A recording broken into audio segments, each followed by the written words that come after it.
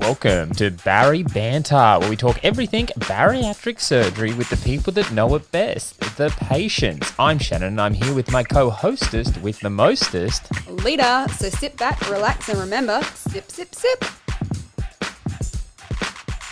Well, welcome back to another episode of BARI Banter. Young Lita, how have you found this week? Welcome home, Shannon. I know. Well, that's what I was kind of referring to. How was it? Not having me in the house. It was actually lovely. No. I didn't have to pick up that for someone. I didn't have to cook more meals. No, it was lonely, but I guess I just kept myself super busy. And we called each other and we messaged each other, and yeah, I still went to work. I still lived my life. It was lonely in bed at night. Yeah. Oh no, it was one of those things too, because I was very busy down there. I didn't realize how many hours I'd actually be working, which was good. It was good. It kept me very busy and my mind distracted. But then going back to a hotel room where you're by yourself every night. It was kind of like, it's going to take a little bit of getting used to. How did you go with eating out so often? Yeah, that was a hard part because at the moment I'm led by the person that's training me what he wants to eat. And he was quite like takeout and stuff. Yeah. So I was like, I literally had Macca's for the first time since surgery. But I chose for breakfast, it was they have this omelette thing.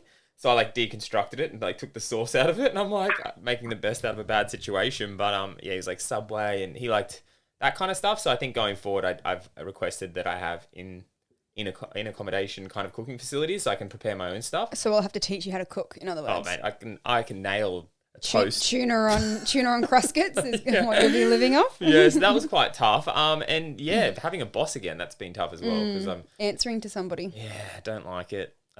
Following other people's directions. Yeah, someone else tells you how the work's meant to be done, where I'm very much, I like to make that decision for myself, which is fine. They're paying me to listen, so I can listen, but I'm just a little bit stubborn sometimes. But no, you stubborn? On another note, I did my first ever deadlift. Oh, that's exciting. I went to the gym and did weights for the first time and realized how much strength I've actually lost since having surgery in my upper body. Because doing a deadlift and stuff yeah. Didn't you realize that when we did Tough Mudder and you couldn't do the monkey bars? Yeah, but I guess back in the day I never really realized I might have had a lot of strength in my arms, but I couldn't do a chin up anyway because I was doing a chin up with 175 kilos. But yeah, just doing that. I want to do more of it because I want to work on upper body and stuff like that. But yeah, it was interesting to do it and learn proper lifting techniques and stuff like that. And yeah, that's kind of my segue into our guest. I was going to say that was a very good segue. Yeah, I thought it was because this guy is someone who's the master of the deadlift. He's definitely incorporated himself into the world of lifting and weights, and yeah, excited to kind of see his perspective on bit of a gym junkie here on today's episode. Yeah. So he's just had his 2-year surgeversary. He was sleeved back in March of 2019 with the heaviest recorded weight of 158 kilos. He's now down to around 98 kilos. A father of 2 with some pretty epic goals. Please welcome Nick, also known as Nick_1987 on Instagram. Hey, Nick. Hey, guys. How you doing? Yeah, pretty good. Just coming off a night shift, so if I look a little bit tired, that's why I look a bit tired. That works. And so 1987, I'm assuming that was your favourite number? No. You were born? Yeah, year I was born. Yeah, nice. Congratulations on your 2-year surgeversary. That was only just, last week, wasn't it? Yeah, so it was 4 days ago. Wow, congratulations. Oh, wow. Yeah, so it was interesting. It kind of, I guess if we didn't have Facebook and memories and stuff, yeah, I probably could have got away with not remembering. Because I've gone so much into different avenues now. Yeah. So I don't even really, I didn't even really think about it. And all of a sudden I started getting memories and stuff. I was like, oh, must be coming up. Well, funny you say that because I was just looking at the calendar just then, and my 3-year surgeversary is actually on Saturday, being the 3rd of April. Oh, this Saturday? Yeah, this Saturday coming. Oh, wow, that's proper. Yeah, so 3 years out, and boy, how much life has changed in 2 years for you and 3 years for myself. But you said that one of your goals going into surgery was to simply not live like this anymore. What was it how were you living prior to surgery? You've gone straight at it. Yeah, sorry. Yeah, okay. No introduction. Hey, Nick. Hey, okay. So I was just a horrible mess, to be honest. I was big, but I was unhealthily big. You could look at my skin, it was just terrible, but my inside was even worse. I was just unhappy. I was miserable. Like, even though I was training, I would like train and then I would, eat a litre of ice cream, and we have like a place down here called Chico's, and like everyone knows Chico's from around here, and I'd eat that, and I was just being a real pig. And I didn't realise at the time that was my way of coping with everything that I'd been through. I thought it was just, just what I was doing because I just didn't care. I just didn't care, to be honest. Every day was just another day. Yeah. I wasn't living to enjoy the days. I was just going through ticking off boxes. Yeah, just ticking off boxes, just turning up because, I had 2 girls to turn up for. And I look at times there and I think I wasn't even really present at all. Like, I was there as a person, but I wasn't actually mentally there at the time. So just going through the motions. It was really hard to realise that, actually, to realise that this is not how you should have been living. There's so much more to life. When did you realise that? When did you sort of click onto that that you were just going through the motions and you weren't actually living? So that actual realisation didn't come to a bit later. The reason I actually had the surgery, I was driving to work one day and some pretty dark things crossed my mind on the drive to work, and then a good friend of mine who unfortunately did take his life due to mental health popped into my head, and I just thought, I can't do this. I've got to do something. I have to make a change. I made a pretty drastic change, might I add. So within the first appointment with my doctor to the actual sleeve would have been maybe 4 weeks max. Oh. Wow.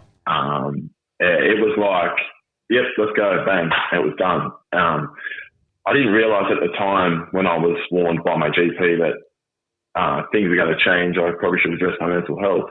To do that then, I sort of just went, what are you talking about, mate? This is, we're dealing with the weight issues and stuff. We're not dealing, we'll worry about that later.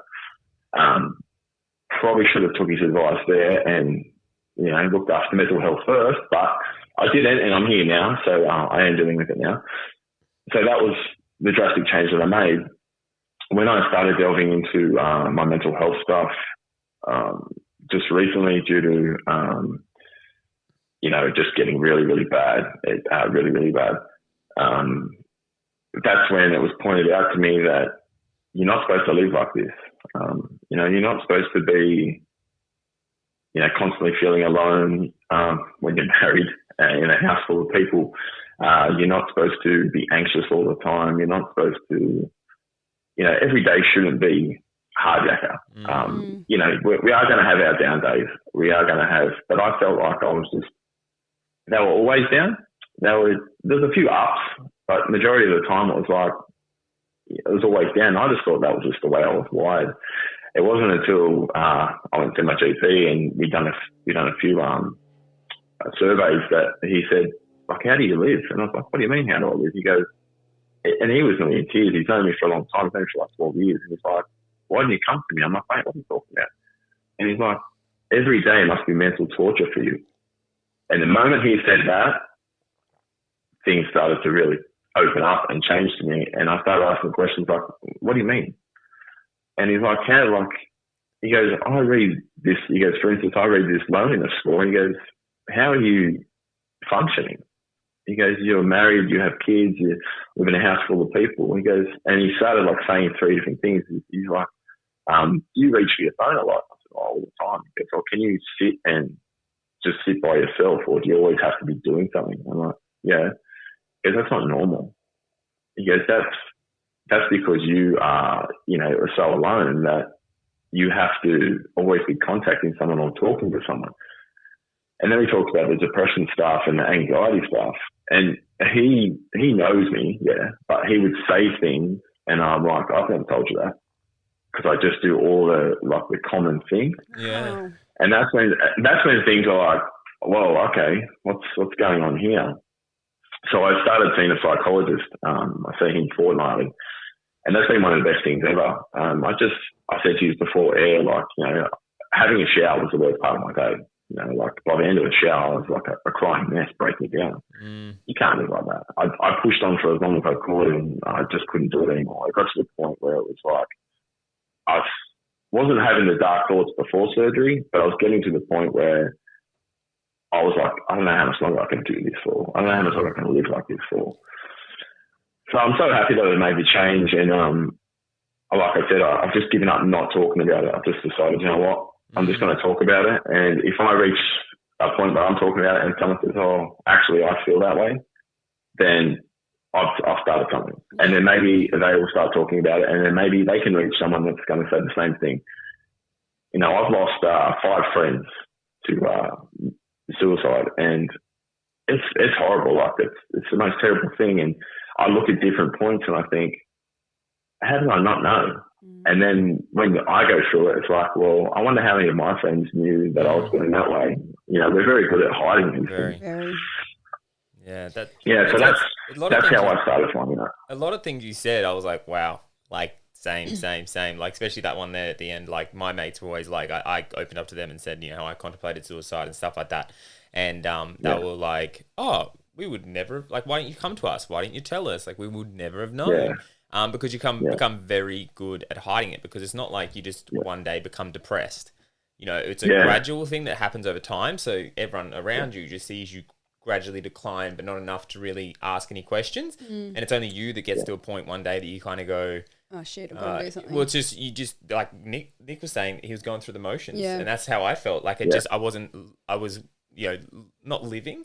I was alive, but I wasn't living. I was going to work every day, going through the grind of life, and it wasn't like you weren't finding that fraction bit of happiness that you deserve, and like you just become adapted to not having the happiness. So a lot of things you just said, I was like, amen. And it's funny because like Shan always talks about his rock bottom, and Shan's rock bottom happened quite early on in his process. Yeah, but I think like Nick as well, because he said it wasn't until after surgery, but I think you can now look back on pre-surgery and who you were and acknowledge that you weren't in a good place. You were just getting very good at hiding it and covering it up and just kind of just going, well, it is what it is. But then you come to the realization it isn't what it is. You can change it. You only get one life. And if you're going to live a miserable one, what are you doing to yourself? You only get to live. Yeah, exactly right. Yeah, I think it's really... So would you say that like this is a pretty deep question, sorry, but would you say that you hit rock bottom like prior to surgery and you've been sort of making your way out of it since surgery? Or do you think that it's sort of, more recently that you kind of just went, nah, I've got to do something about this sort of thing? I would say that I'm a slow learner. So I reckon I hit rock bottom a few times before surgery, but I just didn't know that that's what it was. Yeah. I probably had a little bit of a difficult childhood growing up, to say, it's a bit softly. So I was used to tough times, and I was used to the whole, we don't talk about this sort of stuff. Mm-hmm. So I could look back at things now and think that was probably a warning sign a few times in my life. But I think because I had food, I had alcohol, I had drugs, I could just get myself out of it eventually. Because I've had the surgery now, as you know, as everyone listening to this knows, you can't binge eat, you can't be eating whole pizzas, cheesecake, bottles of bourbon and just really, really, don't worry about it, it's gone. You don't have to worry about it. We sort of have to face it. Mm-hmm. And if we're not mentally ready, but if we're not also equipped with some tools on how to face it, it's pretty hard. It's pretty daunting, actually. It just hits you in the face. For me, it was just one day I woke up and it was just like, bang, it's all here, and it's time that I had to deal with it. So you've clearly taken a lot of steps to get out of that hole over the last 2 years, but obviously it's a constant process. Is it still something you're staying open-minded to, constantly improving on where you're at in that standpoint? Oh, 100%. So you have had a guest on your show early, Emily Bennett. So her fiance is my coach. Oh, wow. And he's honestly changed the way I look at things. He's very strict in his ways, but if you understand where he's coming from, it's always a place of the person first.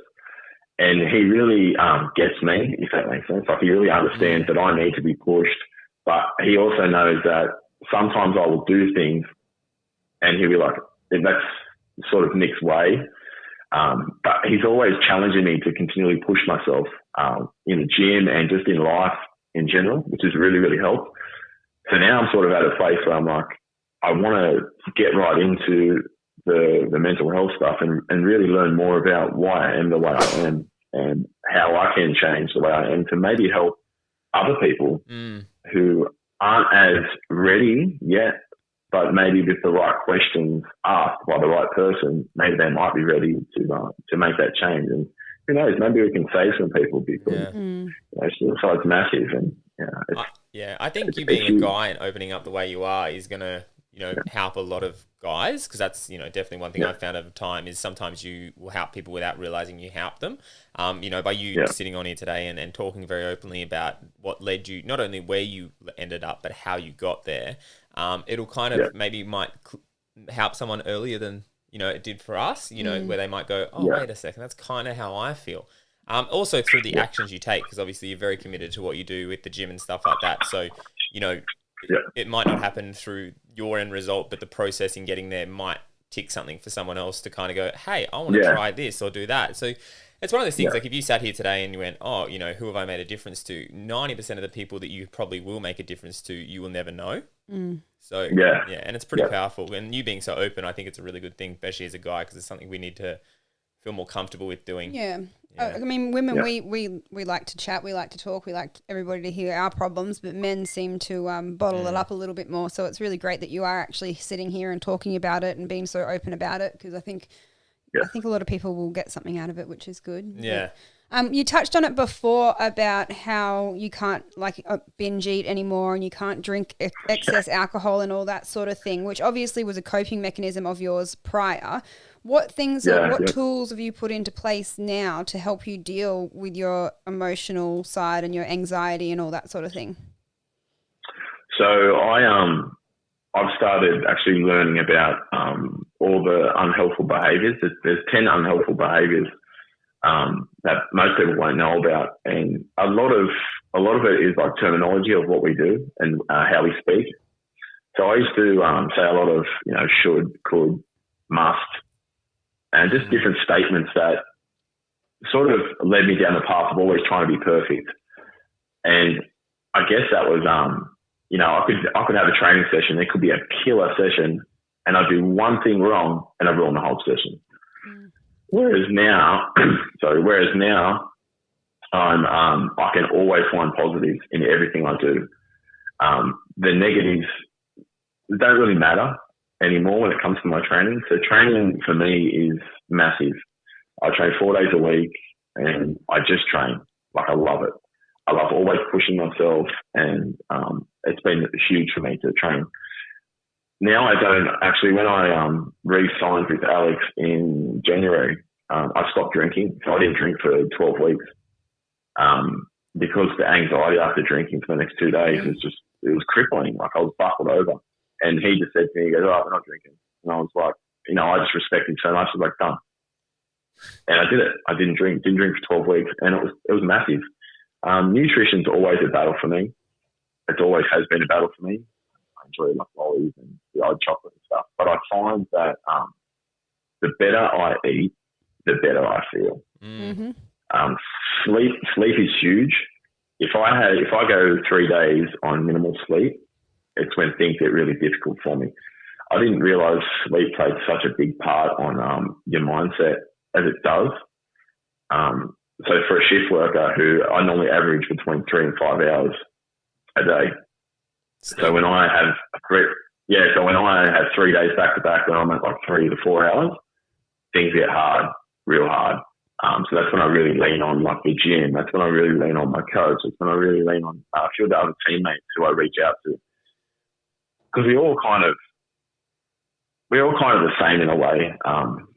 Especially people in my circle, we're all kind of the same. We all struggle with different things. So we can all, learn from each other.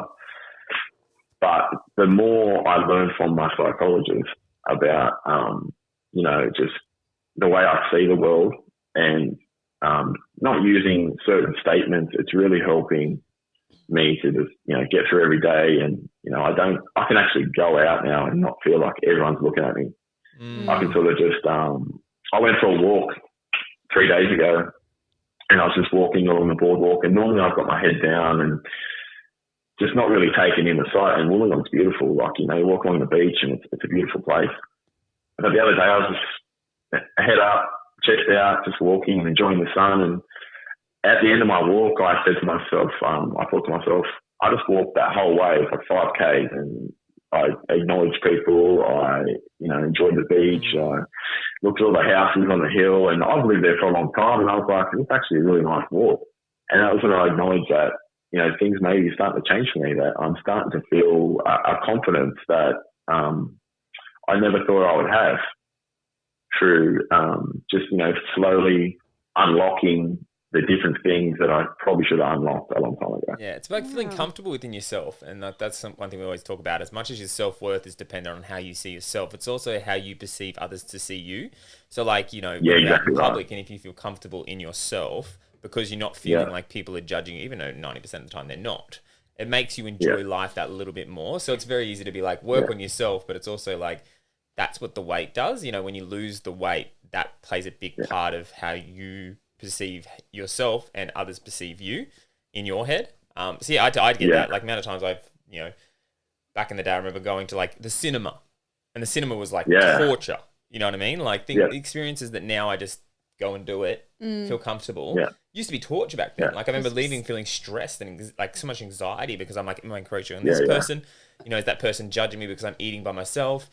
Stuff like that. So you're 100% right. Yeah. Like, you can enjoy things now because not only are you more comfortable with who you are, but you also don't feel that constant, anxiety around it is such a mental battle too, though, because I remember like back when before surgery, I was like, oh, I need to go out and exercise. So you'd go for a walk or you'd go to boot camp, but then you'd be like, oh, but people are judging me, thinking, oh, I'm glad that she's out here walking because she needs to lose the weight. It's like nobody would ever have looked at me and been like, oh, wow, good on her for being out here walking because she's fat and she needs to lose weight. Like it's all just in your head. Like it's just we put so much pressure on ourselves and we judge ourselves through the eyes of other people when they're actually not judging us, if that makes sense. Like it's such a big thing. It is. It's definitely. I said something a while ago to myself that it touched a few of my friends, but it touched them to the point where they're like, well, how bad is it for you? I said, there is nothing anyone can ever say or think about me that I don't already think or I haven't already said about myself. And that was a point where I'm like, and that's when things started getting better. I'm like, no matter what they think, I think probably 10 times worse about myself. I've said worse about myself. So is it really that bad? And like Lisa just said, 99.9% of people, they don't care. They don't care. They're out enjoying their day. They've got their own stuff to worry about. So, we all think, oh, they're looking at me or this and that. No, they're not. They're not looking at you. And some people might be looking at you, but maybe they're looking at you in a way of, he has a nice smile. Yep. He looks like a kind person, or not everyone's out there thinking he's this or he's that or she's this or she's that. There's a lot of kind people in the world, and I guess when we're in that headspace, we don't see that kindness. Yeah, I think that's a good tool to kind of keep in mind too. When you are in a situation like that, if you haven't gone through this process yet and you're still like in the early stages and you find yourself in a public situation where you feel like others are judging you, it's probably a good chance to take this advice and be like, is it me? And like use it as a chance to learn for yourself and be like, okay, this is in my head. This is me being insecure. It's not anyone else. And then use that as a tool to move forward, I reckon. Well, I had I had this proven to me, it must have been about a year or so ago prior to us it was just after doing BARIATRIC, and I went for a run along the Lullabar, and it was the first time that I was wearing like shorts.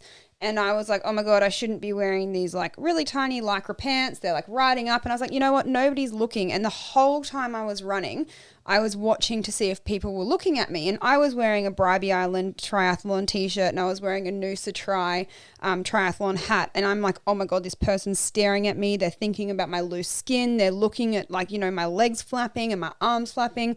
And as they ran past me, they went, Bribey, try, and then kept on running. And I was like, okay, so that person was looking at me because I was wearing a triathlon t-shirt, not because my legs were flapping and my arms were like clapping me and stuff. Like, it's literally in your own head, all in my own head. They were like, well done, you know, you've done triathlons, you're wearing a Noosa Tri hat, you're wearing a Bribey Tri t-shirt. And I was like, oh my God, they're judging me so much. Like, it's all in your head.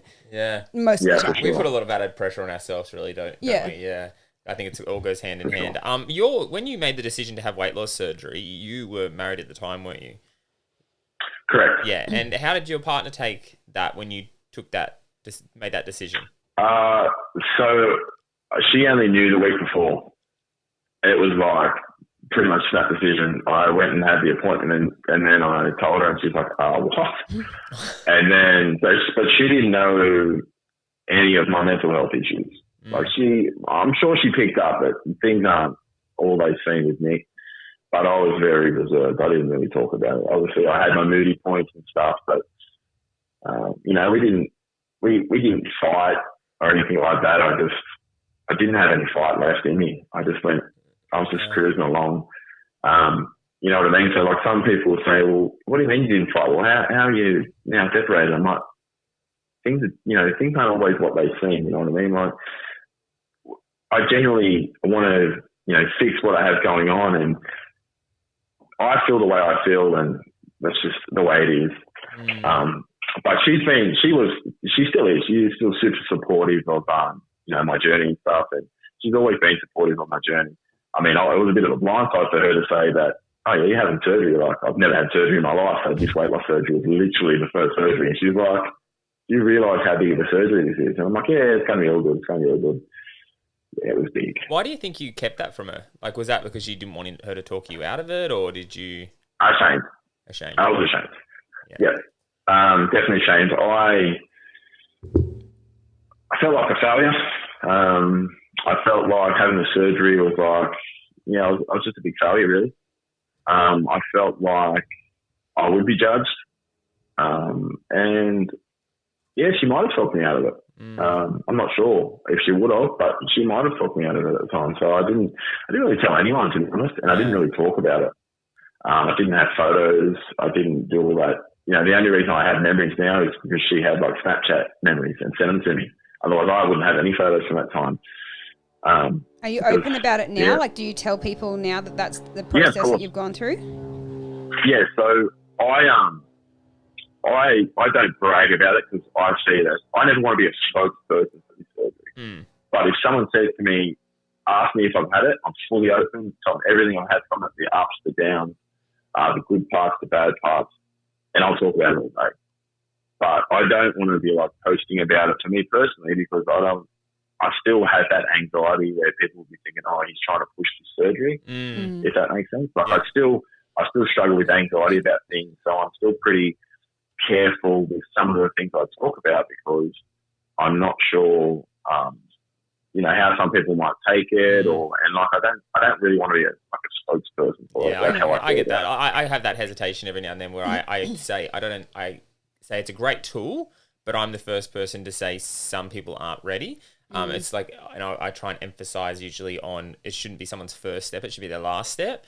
And it's not a diet. And that's the biggest thing. It's like, because, yeah, obviously it's not a quick fix. My main reason I kind of try and push the, you know, weight loss surgery and stuff like that is to make people like yourself and like myself, because I went through the same hesitations prior to surgery of like, oh, it's, you know, this is me giving up. This is, you know, the easy way out, that kind of mentality. Yeah. I mainly want people to feel more comfortable with making the decision and not feeling like they can't tell people or just own it and be part of it. But I think by the way you go about it, it's also a great way because it's also saying like you're getting on with life, you're living your life, but people may never know that you had weight loss surgery. So it just goes to show it's not a huge shock to the system. It's not, you know, you're just not going to be able to eat moving forward. You're not going to be able to become fit and healthy and lift weights. It's just a tool that has set you on your path to where you are now. I think that for me, like I don't know if you call us spokespeople or not, but I just like to have the conversation around it so that people like yourself, like I think you're one of the biggest people that we've had on here to talk about the mental health side of it so openly. From a male perspective. Yeah, because it's not a quick fix, and everybody thinks that it's a quick fix. Well, not everybody, but a lot of people who haven't been educated on it think it's haven't struggled with their weight. They think it's a quick fix, and like yourself and a lot of the people that we get on here, they're the biggest. You know, you need to think about it. You need to make sure that you're ready, because unless you address everything, it's going to be one of the biggest and the hardest things that you're ever going to do. A lot of people that I've spoken to are normally really, they're really like, oh yeah, that's great. I'm happy you've done that. There has been a select few that have been like, oh, so you took the easy way. Mm-hmm. So then I'm like, okay, explain to me what you think happens. And they say, oh, you go, you have this done, and it's off you go. I said, okay. I said, I basically have to teach myself how to eat again. I'm like, yeah, okay. I said, I got to that weight because I have a lot of issues that I was able to hide from through food, alcohol. I can't do that anymore, so I'm forced to face them. I said, some foods might make me vomit if I eat it. Other foods I can't eat anymore. There's so many different things that you actually have to do now to look after your body, that if I was just, if I could hold a diet and my mental focus and just really, I don't know, not have that unhealthy relationship with food, that I would just do a diet. And I've done probably more diets than most people have had baked dinners, that a lot of us can say. Yeah. It's not like we just go, oh yeah, we're going to have weight loss surgery today. We've not tried anything else. We've not even, bothered. We're just going to go, yeah, weight loss surgery. We've tried everything. Yeah. We've had a red hot crack. But for some people, we need that bigger tool. I explain it to people. It's kind of like, imagine if you've lived your entire life, right, and then one day you wake up with a food intolerance and you can no longer now eat your favorite food. Like it's a struggle. It's hard. Like, and there are people who do that. Like, I had a friend who she's eaten her whole life normally, and then she literally woke up one day and she was allergic to gluten and dairy. So overnight she had to cut out pretty much everything, and she's now, celiac and all of those sorts of things. But it's like, and that was super difficult for her. She's had to adjust to it, but it's almost like we've done that exact same thing. Like we've chosen to do it. So it's like you've got to work through the motions. You've got to. It's not like you've just kind of like, oh yeah, this is sweet. I'm going to chop my stomach out and then I'm going to continue living. There's a lot that goes into it. And I think Nick nailed it, because he was saying, it does make you face your issues. Like it does, because you can't hide behind the alcohol and the food at the start very much. And, you're forced to kind of understand why it was that you got to the way you were. Because if you continued to do what you were doing after bariatric surgery, you'd be vomiting, you'd feeling really sick, it wouldn't work, So it does make you understand why it was that you got there. And that's where that statistic where they say over 50% of people end up failing and regaining. I think it's a lot of statistics, like, the marriage breakdown, it's as much as you go, oh, they got skinny and they left their partner. No. It's usually a case of it just wasn't working. Like I love my ex-wife, like she's an amazing friend, but we weren't meant to be together. Like we were meant to be friends, and it's not because I got skinny or, she had left me. So it wasn't be like I got skinny and she left me, but like it kind of just emphasized on, where we were at and how different we were because we had outgrown each other. And I think that's what I look at statistics, the 50% regain. Again, I think because as the weight loss surgery becomes more mainstream, which is kind of why I'm a little bit hesitant on how I portray things, more people are using it as a diet rather than like a lifestyle, like a tool to change your life. And that's why, it's constantly like up and down. Like sometimes it's, the rate goes up and down.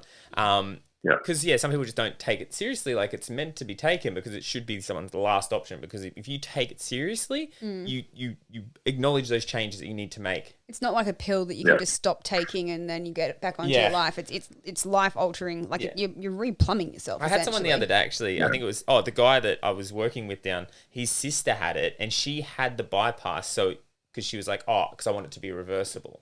Like if she wanted to, because the bypass you can reverse, where the sleeve you can't.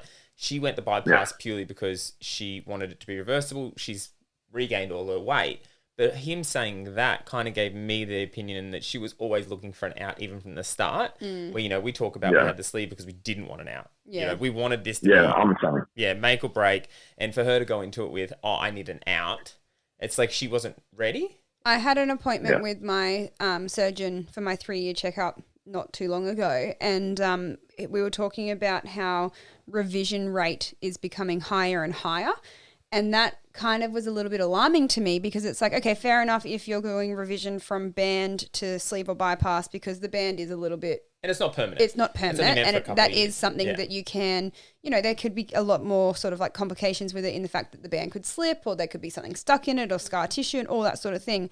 But more and more people, they're getting revision from sleeve to bypass purely for the fact that they're saying that it's reflux issues, but it's purely for the fact that they've stalled and they just go, oh, I'll do the next step. Or they haven't hit their goal. Or they haven't hit their goal. But it's kind of like, is that not, that was alarming to me because it's like rather than going, okay, well, why don't you go speak to the psychologist? Why don't you go speak to your dietitian? Why don't you try and figure out why this isn't working for you? Then rather than going, oh yeah, cool, we'll just go back in there and we'll rewire you again. There is a few people I've talked to who have done that and they have understood that they didn't make the changes to the sleeve and they wanted to try again with the bypass Reset, and try and so make those changes. Yeah. I totally get. I can appreciate that. It's like a do-over.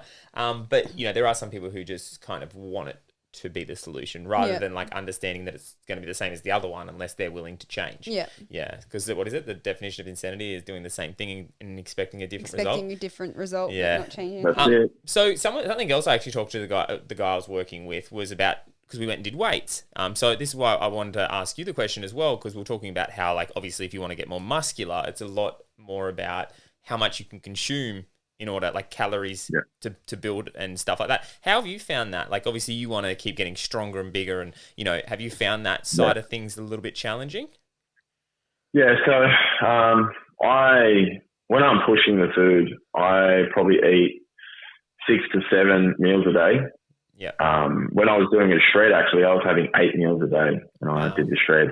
That's crazy though, because coming from somebody who doesn't understand weights and lifting and all that sort of thing, you'd think shredding, you'd need to eat less in order to, but it's the opposite. Like you're eating more in order to shred. Yeah. So my first year was pretty crazy actually. My surgeon said, look, I'm never going to clear you to lift anything more than 20 kilos. And that was like heartbreaking. I'm like, far out, really? 20 kilos? I'm like, that's the barbell. So it was such a long process. So I walked for like 4 months walking. That was all I could do. And then it was like body weight. And then he sort of was like, oh, just see what you can do. And then all of a sudden my muscle memory took over and it was just like within 11 months, I had done my first powerlifting meet. And my numbers weren't crazy, but I still managed to put up 190 squat, bench 100 kilos and deadlift 195 kilos. Oh. When I started, it was like 20 kilos is going to be your max. So with the food, for instance, for that, the strength, I was just eating just what I could get in. I wasn't really telling what I could or couldn't eat. So I didn't really know at that time. After the powerlifting meet, I went straight into a 6-week shred.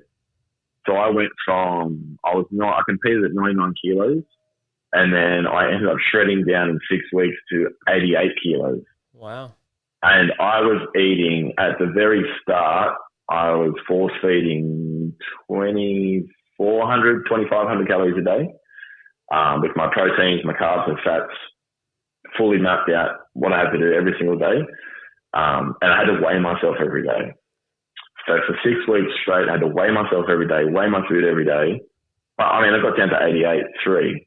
But I didn't really like it. So by the last week of my shred, I think I was eating probably 1,800 calories, which is still like, there's still some people in our community that struggle to get, like just generally to get 1,200 calories. Now, so for me now, training with the strongman and stuff, I don't really track what I eat, but I have a fair idea because of that shred. I have a fair idea of what I eat. If I'm really pushing hard, I can probably get 3,000 calories in for the day. 3,200 calories in for the day.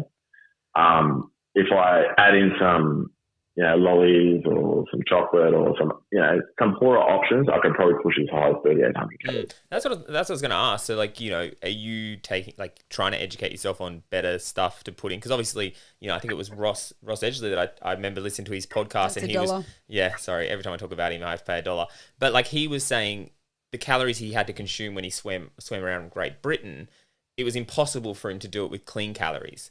And, obviously with weight loss surgery, it does become, like I talk about all the time when I do big rides where I'm burning 4,000 calories a day, it's impossible to do it with natural food sources. Calories, so I'm having to do it through liquid forms. Have you found that struggle? Have you found a compromise for the clean calories and also doing natural food sources, or are you still having to get around it other ways? Yeah, so I'm in the middle of a prep now, actually at the end of a comp prep now. And one thing I've found with this comp prep is I didn't put enough emphasis on my nutrition. So now I'm going to start looking right into the nutrition side of things to find ways to get more food in and less protein shakes. Because at the moment I have protein shakes, so I have a double or a triple scoop shake just to really get that protein content right up. I have that every day, but I'm at a point where I'm like, just kind of overshake. So I just want to eat food. So now I'm going to try and look into different ways of adding different things into my food to boost that content that way. Because I feel you just feel and train so much better when you have actual food in your body. Yeah. When you have a protein shake, it's just, I don't know. It's artificial. It's not the same. Because that was like what your nutritionist was saying the other day. Like, there's a lot of other things apart from protein that you get from natural food sources. There's a lot of omegas and things that she was even saying they can't break it down enough to understand everything that's in some natural food sources. So there's a lot of things that our body requires that you do get through the natural, but they can't put into the artificial stuff. Yeah. So it's something, it'd be good in the perfect world if you could have natural food sources to get the intake you need. But plain and simple, you can't get 120 plus grams of protein through natural food sources after bariatric surgery. So that's why I kind of wanted to ask, because I wanted to see how you kind of had to, especially with weightlifting, it's a lot about calories in. So at the height, I was having 200 grams of protein a day. Whoa. But that was through protein shakes as well as food? Yeah, so most days I had to have a double scoop shake in the morning, which is 60 to 70 grams, and a double scoop shake in the evening. So there's another 60, 70 grams. But if I just ate for the whole day, I basically woke up, force-fed twice, trained, force-fed, walked, force-fed, had a shake. Wow. It was like a full-time job. It was crazy. How do you find that mentally? Can't live like that. Like, because I was the transition of going from like always being on a diet to eating to fuel. How did you find that transition to be like, I've got to eat? It's rattling. It is mind rattling. People are like, oh, how good is that? You just get to eat all you want. I'm like, do you realize I spent over 20 years trying to lose weight? I said, do you know how hard it is to reprogram your brain to say, we're eating for fuel now, so we just eat? I'm like, do you understand how hard that is? Like, to get to a point where you actually want to put some weight on your body when you've spent your entire life trying to lose weight. Yep. And they're like, oh, no, not really. And I'm like, yeah, you don't get it. There's like that hesitation in your brain of like, one day, am I eating too much? Am I going to put the weight back on because I'm eating? But it's like, you need that fuel. But then you'd also have the fear of, that dreaded thing that everybody talks about, stretching your sleeve. So like you're trying to force yourself to eat, but then at the same time you've probably got in the back of your mind, oh, but I don't want to eat too much because I've literally cut my stomach out to stop me from eating. But now I'm trying to make myself eat. Yeah. Like, it would be so confusing. It would be. It's mind rattling. It is. It's crazy. But I guess I chose a sport that requires fuel and a lot of it. Mm-hmm. I can definitely appreciate that. And you said before you shredded down to 88 kilos. And hated it. You hated it. Why did you hate it? What was it like? Because you said in your form that you had abs and you were like, it was just like, they were there for a split second and you just hated life at 88 kilos, which to a lot of people, their goal is to get to the lowest that they can on the scales and they think that that's a win. Yeah. But that wasn't the case for you. Yeah, so I thought getting abs for the first time ever in my life, and I surpassed my goal weight by, I think my goal weight for my surgeon was like 93 kilos. I got to 88, but I felt tiny. I felt weak. I was drawn out in my face, like my cheekbones were sticking out. And it was it's a lot of hard work. You've got to weigh all your food. I was walking, by the end of it, the last 2 weeks, I was on 20,000 steps a day, every single day. Wow. And the training was just not enjoyable. Like, it got to a point where my hands would hurt, like lifting stuff. Like, and I said, oh, why are my hands hurting? And the coaches at the time couldn't really pinpoint it. And I think it was just because I was just lacking so much nutrients because I had to focus on just getting the protein and the carbs in just to function, and then some fats. But I was neglecting like a lot of the veggies and stuff as well, which give us our micronutrients. And it was such a weird feeling. Like I wanted to be a strong person. Like I enjoy being strong. Like I really enjoy the shape I'm in now. So I'm 98 kilos now, which is up 10 kilos. I'm probably a lot happier between 94 and closer to 96 kilos. But I'm not totally upset anymore that I'm at 98 because I know I could easily be back down to 94 kilos within 2 weeks. I sort of have that control now if I want that control. But at 88, I look at photos at 88 and I'm like, okay, you had abs, but your face looks like you spent the last 6 weeks on crack. Your mindset was not that great, and weighing myself every day gave me issues. It played into my anxiety. Yeah. My coach now, he's like, yeah, you weigh yourself Monday, that's it. I don't want to hear it. Yeah. Like he's strict like that. He's just like, what are you weighing yourself every day for? You don't need to anymore. You weigh yourself on Monday when I ask for it, and we just leave it at that. And it's really, really helped actually to only weigh myself on Mondays because I have to for my check-ins. As much as you knew that at 88 kilos you felt scrawny, you felt small, and now you're at 98, you feel stronger, you're bulking out in the right way. Did you find that hesitation in your mind when you're looking at the scales and that kind of like, the scales are going the wrong way, even though you know you're doing it for a good reason? Oh my God. I'm glad you brought that up because so to get from 88 back to, I sat at 95 for a long, long time, and I actually thought I wouldn't actually push past 95. That was like rattling. Like that was probably the most rattled I'd ever been in my life, was putting weight back on and just like telling myself, because I was weighing myself every day still, like telling myself, it's okay, Nick, it's okay. You're training still, you're eating, pretty good. Like I was eating at least 90% quality food, like you're putting weight back on for the right reason. It's okay, man. It's okay. Yeah. I'd have to tell myself that every day. Yeah. Like, it was like full, it was hard. And people in the community will get it because they're like, people are like, yeah, I get that. Like, we spend all our lives losing weight and all of a sudden we want to put weight back on. Like, yeah, it's hard. It is. It's funny too, though, because I've recently had quite a similar, not because I'm training and shredding and gaining and all that sort of thing, but I got on the scales, like a month or so ago, and I was sitting at 67 kilos and I got on the scales and I'm back up in the 70s. And that was such a mind game for me because I was like, oh my God, I'm gaining weight. The scales are going the wrong way. But then I touched on it last episode as well, that my hormones are changing. I've come off the pill. I'm trying all these new things. I've stopped exercising as much. But I'm just comfortably living my life now. And it's okay to have gained a few kilos. So I've actually had to put the scales away and not get on them anymore because I'm still happy. I'm still healthy. Yes, I might have gained a few kilos. It's not out of control. It's not like I'm blowing out of proportion again. But, I'm going back to using my clothes as a guide to be going kind of like, okay, well, the jeans that I wore last year, they might not be fitting quite as well this winter. So, okay, start running again, Alita. Yeah, well, because the reason I asked Nick, actually, because when I rode to New South Wales, I had to deliberately put on 5 kilos, which has never been a thing in my life because obviously I was at my minimum, my athletic weight, but then when I was burning 4,000 calories, I had to have the excess weight there just in case I couldn't consume the right amount of calories. So it's drawing from my fat sources rather than my muscle sources.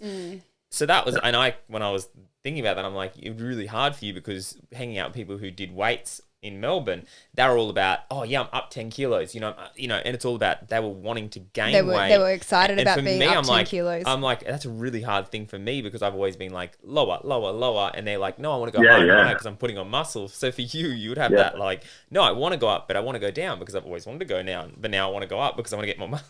No, it would just be a head game to constantly live your life like that, to kind of understand that, no, fuel is good. Weight is fuel, and putting that whole 2 and 2 together kind of situation. So, yeah, for sure. It would be. It is hard. So, changing the subject just a little bit. Obviously, you said that your marriage is broken down after surgery, but how has things changed with your 2 kids since surgery? Has your relationship with your children changed now that you've come out 2 years from the other side of surgery? I've always been, like they've always been daddy's little girls. They're everything to me, my girls. I do get a bit emotional when I talk about my girls because they're, so special to me. But I like the fact that I'm faster than them now. I love the fact that daddy's strong. I give the big daddy hugs and stuff like that. But I like that I'm just a bit more present with them. I like that I have the energy to keep up with them, and do fun stuff with them.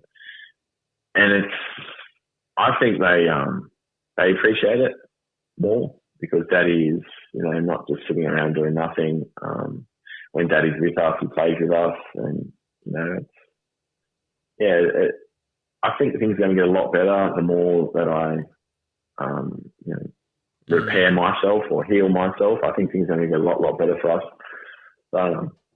I've always been pretty close with my girls anyway. And always put them first. I think that was like one of the things, like when you asked that question, I think he sounds like he's always put his kids first sometimes even when it was at the jeopardy of his own, he needed. So I don't think that would have ever changed really for you.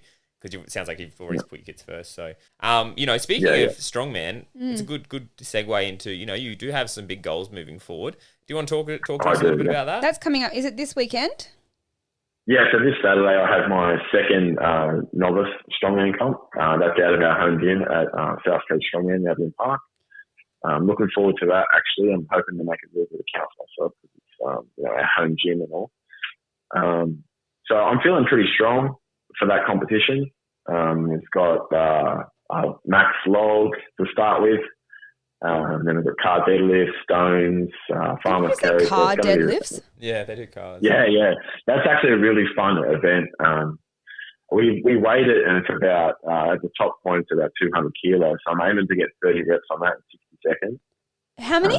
So 30. 30 reps of 200 kilos? Yeah. Do you realise that's more than what you used to weigh? Like you could deadlift yourself now, your old self. Yeah, so my max deadlift at the moment in the car deadlift style, which is like the hex bar, I did 250 kilos for 10 reps, and then I did a set of 5 reps and a set of 6 reps. So that's my max amount. So that's like 2.5 times my current body weight. That was the most empowering feeling I've ever had. To do that more than once and do it for 10 reps, it's a different feeling. Like the muscle fibers, everything's firing and drive. It's just I don't even reckon I could look at 250 kilos, let alone lift it. Like Jesus, that's insane. I didn't think I would get to that point, and then all of a sudden, it's just like my body is just eating up the training. Yeah, it's really good.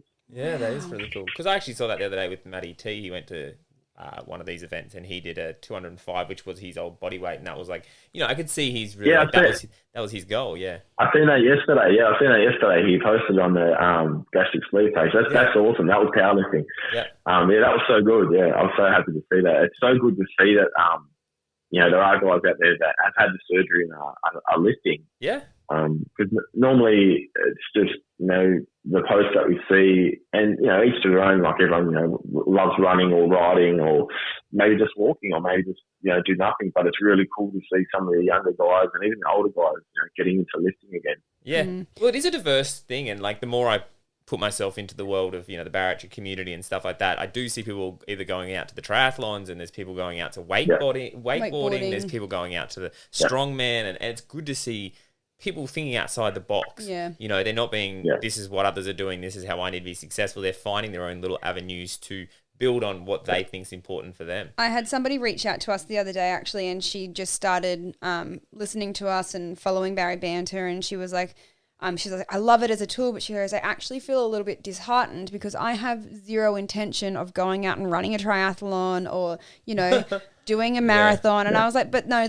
that's not what this is about. She's like, I have bad knees. I had diabetes. Well, and I was like, no, your story is about, you know, you can't go out and do marathons. Well, if you wanted to, you could, but like, it's not about that. For you, it's about getting yourself in the position where when just to walk doesn't hurt your knees anymore and coming off your diabetes medication. And that's like finding out what your path is and taking that path. Like, and I don't want people to, like, it broke my heart a little bit that somebody listening to us was like, I feel disheartened because I'm not doing what everybody else is doing.